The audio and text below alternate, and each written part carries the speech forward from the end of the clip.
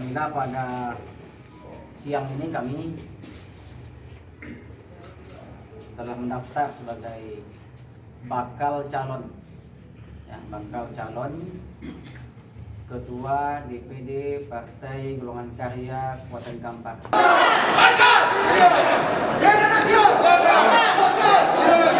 Malam hari ini bisa hadir kita dalam rangka mengikuti musda ke-10 Partai Golkar Kabupaten Kampar mengangkat dan menetapkan saudara Repol SAG sebagai Ketua Dewan Pimpinan Daerah Partai Golkar Partai Golongan Karya Kabupaten Kampar masa bakti 2020 hingga 2025.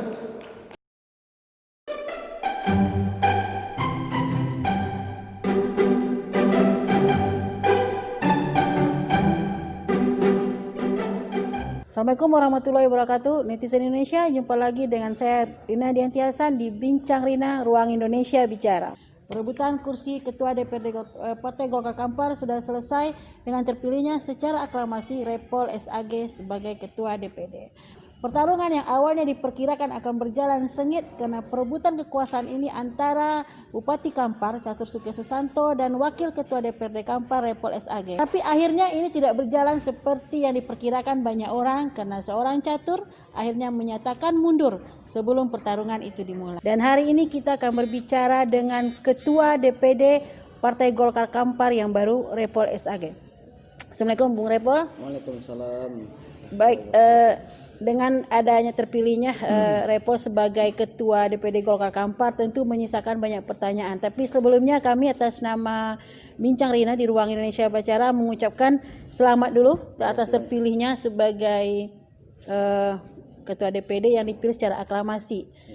Begitu banyak perjuangan yang sudah dilakukan dengan konsultasi bersama pengurus kecamatan, tapi berujung kepada aklamasi saja tanpa ada perlawanan. Bagaimana perasaan Repol hari ini? Ya, innalillahi wa inna ilaihi raji'un. Ini amanah luar biasa. Dan tentunya perjuangan yang panjang dengan kawan-kawan PKPK dan pendukung-pendukung lain malam tadi dibalas dengan happy ending ya. Ini kita sangat bangga. Terima kasih kepada para pemilik suara yang telah memberikan kepercayaannya kepada saya. Baik, kemudian ada beberapa yang ingin kita ketahui masalah pasca terpilihnya Repol. Satu, persoalan di tubuh Golkar sendiri, apa yang akan Repol lakukan di dalam partai itu sendiri? Tentu setelah musda dan saya sebagai ketua tim, sebagai ketua pematur tentu akan bergerak cepat sebagai sesuai amanah dari musda menyelesaikan kepengurusan. Kita ke depan kepengurusan ini ada pemikiran bahwa pengurus Golkar Kampar ke depan ramping. Oke. Itu ada usulan seperti Otomatis akan banyak menghilangkan nama-nama dalam Iya, kepengurusan. otomatis. Jadi ramping lebih cepat bergerak gitu. Dan tak menunggu-nunggu kita. Kalau kita gemuk nanti undangan rapat pleno nggak ramai, nggak korum, macam-macam lah gitu kan.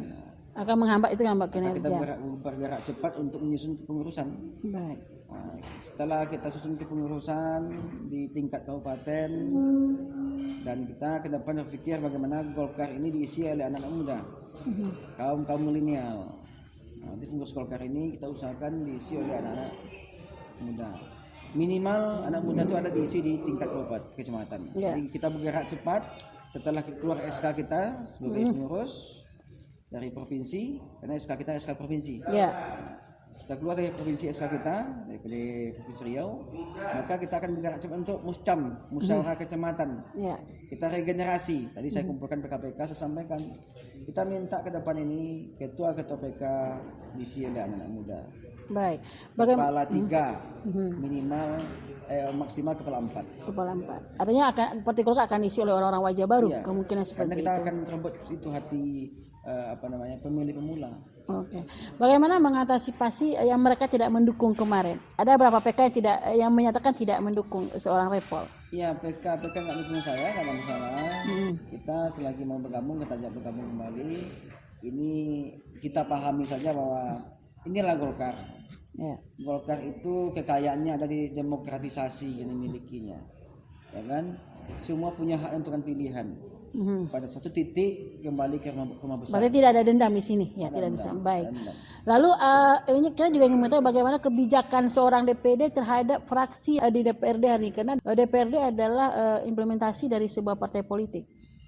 Ya, malam hari saya sampaikan anggota fraksi harus seiring sejalan dengan partai. Anggota fraksi sebagai perpanjangan tangan partai harus sama-sama bekerja untuk partai. Ketika mereka ke bawah, sapalah kader, ya kan, ajak kader berembuk, ajak kader jumpa sama kader, tangkap aspirasi kader, tangkap aspirasi pengurus. Yang saya sampaikan, ketika kita datang ke desa A, sapa ketua desa kita, pengurus desa kita, tegur mereka, karena itu cuma yang dibutuhkan oleh kader di bawah gitu.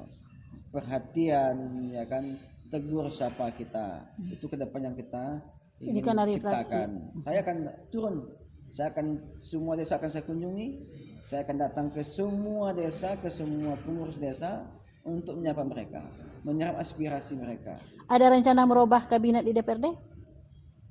Maksudnya merubah susunan fraksi di DPRD? Kalau soal fraksi nanti tergantung partai. Tergantung partai.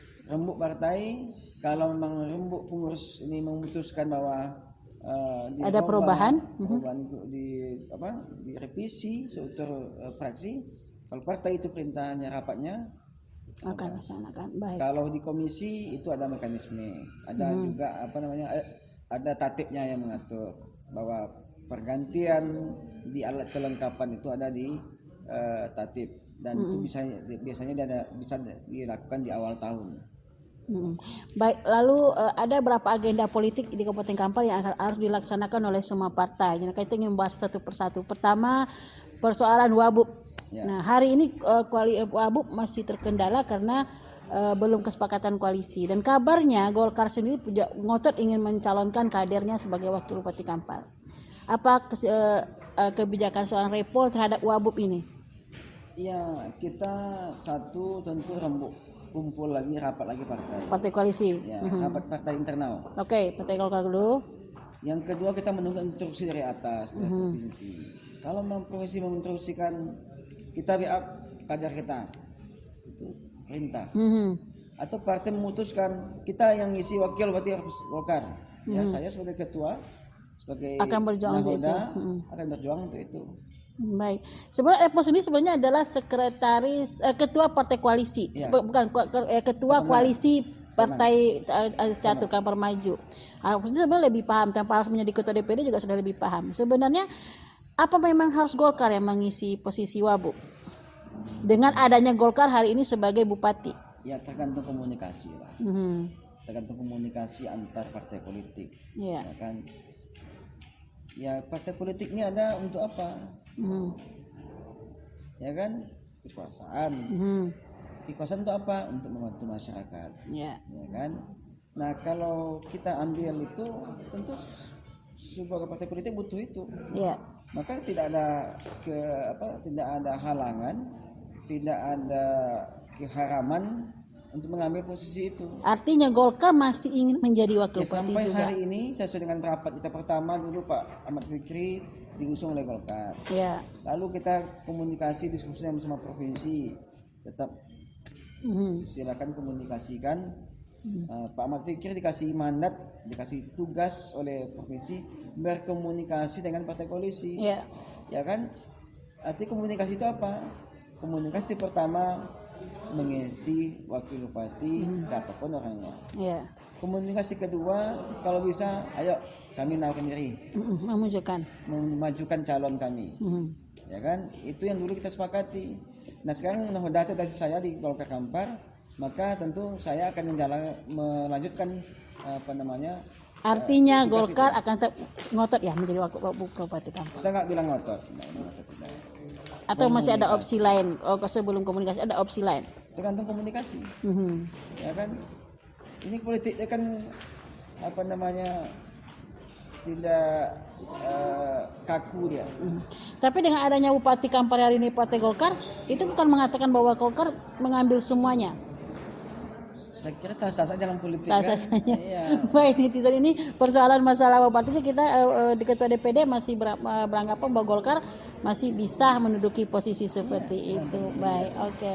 Kita lanjut masih masalah Golkar. Lalu bagaimana dengan persiapan Partai Golkar menghadapi pemilu dan pilkada 2024? Ya, kita masih menunggu kepastian kapan pilkada. Sesuai dengan aturan yang hari ini ada, undang-undang itu, bahwa pilkada ada di 2024. Ya kan? Tapi bisa jadi 2022. Bisa jadi 2022. Oke. Kita siap kapanpun, ya. Kita siapkan kader-kader kita untuk tampil dalam kontestasi itu. Dan kalau 2022 ada pilkada, kita siapkan kader kita. Siapapun nanti akan disurvei. Golkar punya survei dia. Dan Ketua DPD salah satu kader yang akan maju. Kalau surveinya bagus, Ya, saya akan kira seperti itu. kalau memang partai mau mengarahkan, kita siap maju. Hmm. Lalu 2024 ya, saya setelah ini takkan diam, karena ini kerja-kerja politik ini memang kerja-kerja berat, kerja kolektif, kerja bersama. Maka karena ini kerja bersama, saya akan sapa semuanya. Saya akan turun ke bawah, saya akan datangi kader-kader kita, saya akan tegur mereka, dan supaya memang kita di 2024 landing dengan manis gitu kan. Oke. Berapa target kursi yang ingin Anda capai kalau di di pileknya tuh? Di Saya bukan memang tak bisa tak menghayal tinggi gitu ya. Nah, cuma hitungan saya dari 6 dapil itu minimal itu 9 kursi. 9 kursi. Artinya posisi ketua kembali ke Golkar. Nah, jadi 9 kursi itu minimal sama dengan jumlah kursi yang di 2014. Minimal 9 kursi. Oke. Maksimal itu lebih banyak daripada itu. Baik. Inilah seorang Repol yang hari ini menjadi ketua DPD Golkar dalam usia sangat muda. Mungkin Repol mau memberikan himbauannya kepada seluruh kader sebagai ketua DPD Golkar yang baru. Ya, kepada seluruh kader Golkar, hari ini saya diamanahkan sebagai ketua DPD dan saya juga menjabat sebagai wakil ketua DPD Kampar. Saya siapkan diri saya, waktu saya, tenaga saya, pikiran saya untuk sebesar-besarnya untuk partai. Bagi kader yang ingin berkomunikasi, butuh tenaga, pikiran, saya siap. Ditelepon 24 jam, insya Allah. Kalau lagi nggak aktif, berarti handphonenya masih baterai. Ya. Artinya atau Repol lagi ada acara nggak diangkat, insya Allah saya turun balik. Artinya Repol siap 24 jam untuk partai Bagi yang ke Golkar. Bangkinang berurusan ke ibu kota kabupaten, kita siap. Silakan rumah saya terbuka, insya Allah. Nanti rumah saya 24 jam dibuka. Silakan ditelepon, silakan datang. Kita siapkan ya, kalau ada makan bersama kita di rumah. Yang penting intinya silakan datang ke kami. Kita akan gunakan waktu saya lagi, pikiran saya, tenaga saya untuk sebesar-besarnya untuk masyarakat Kampar pada umumnya. Enggak terbatas Golkar. Ada kader lain yang telepon saya datang. Ya karena sebagai Golkar untuk kader Golkar dan sebagai anggota dewan Ya, untuk seluruh masyarakat. Siapapun.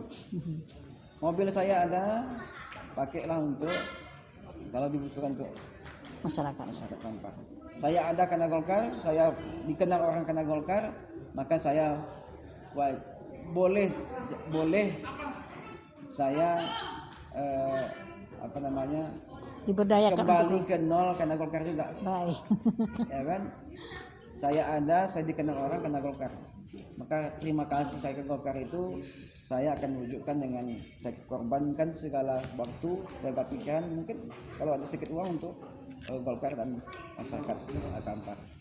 Baik, terima kasih jadi netizen Indonesia. Itulah perbincangan kita dengan Ketua DPD Golkar Kampar yang baru.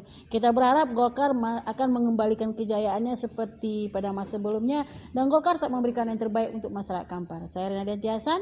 Assalamualaikum warahmatullahi wabarakatuh. Waalaikumsalam.